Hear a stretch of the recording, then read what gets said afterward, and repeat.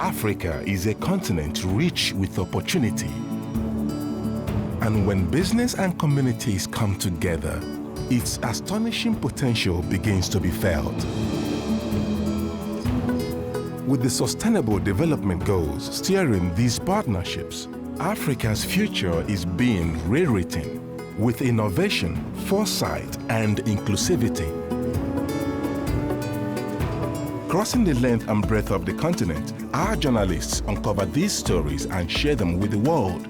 Join us now for remarkable stories of partnerships across Africa, building the future and changing lives.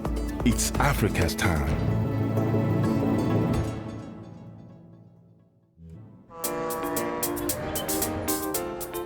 Nigeria requires 16 million new homes to meet the immediate needs of its people, the vast majority of whom earn less than $4 a day.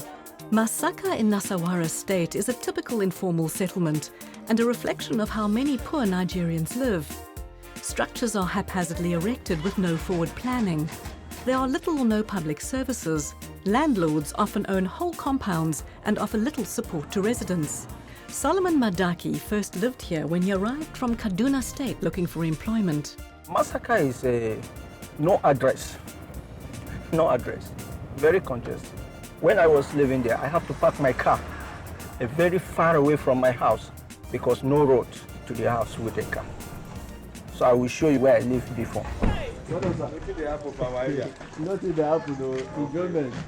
This is the main compound where I was living. Like here, I was the one that made this bacha. It's just like a kitchen for me. This is the toilet. So this is where I stayed before. As you can see, it's not normal person that will live in this kind of a house that will tell you that, no, I'm comfortable. It's not comfortable. Solomon found a job as a driver with the Millard Fuller Foundation, an organization that focuses on creating affordable housing for the masses. We provide affordable houses, not like a big man that want to make money, we come and buy an estate. No, we don't build house for such people. We build house for people that are in need. With Nigeria's population predicted to double in the next few decades, low-cost, affordable housing for poor communities is set to become the fastest-growing sector. The Inclusive Business Action Network, IBAN, is a global multi-stakeholder network unlocking the power of inclusive business.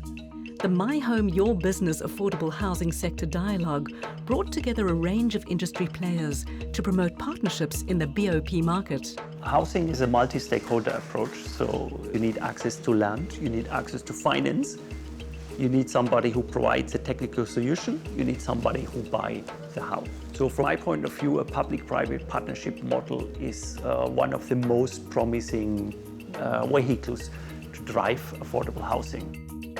Well, I think in affordable housing, there's a special kind of entrepreneurs that are needed. We really need the persistent type, the creative type, the ones that are able to push business as usual.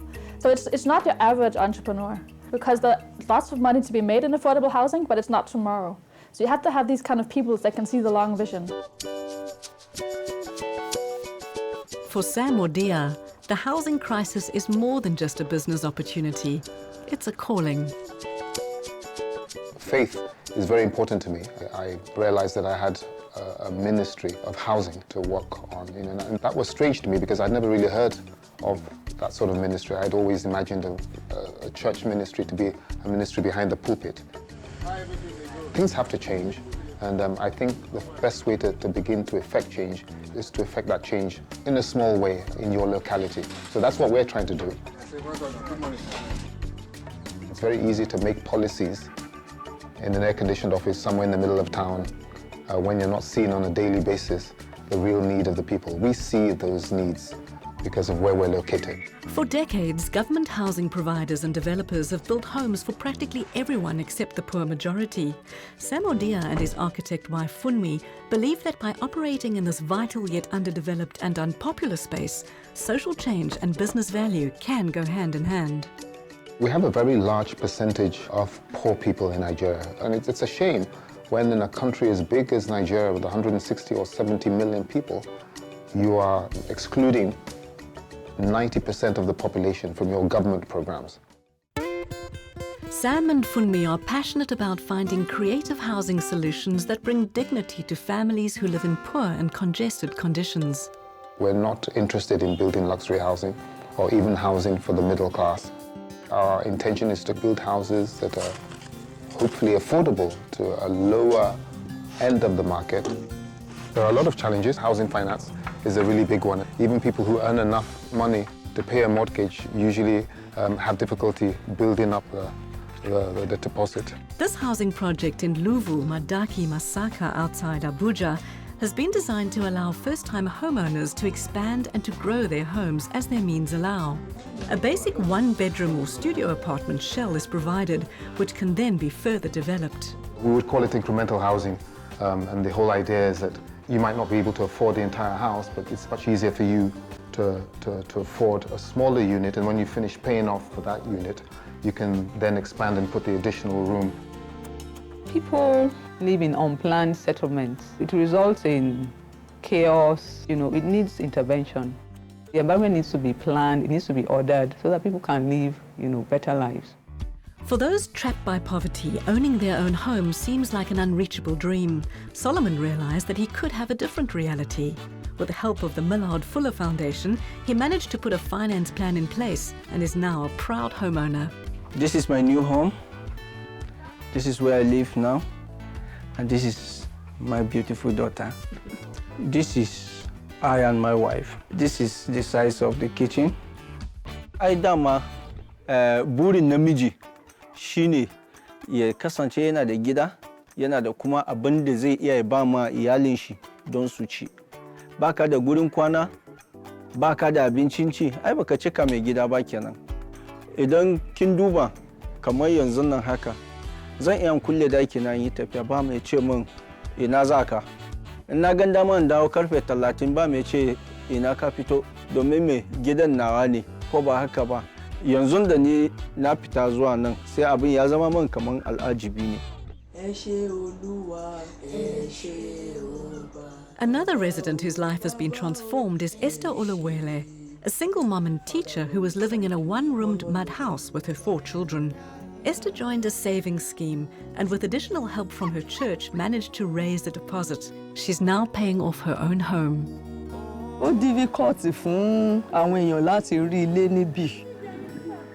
Ní Masaka especially. They won't mind bóyá fresh air wà or no fresh air. Wọ́n kàn build ilé anyhow. So àwọn èèyàn suffer gan. Inú mi dùn púpọ̀. Gbogbo ìyà tí mo ti jẹ torí landlord problem. Mo ní freedom from landlord. So kò sẹ́ni tó ń disturb mi. Ilé náà ó bò wá láṣìírí gidigidi gan.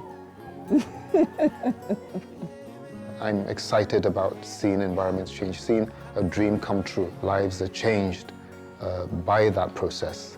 So it's social engineering, really. You're engineering people's lives through built structures. So that really excites me.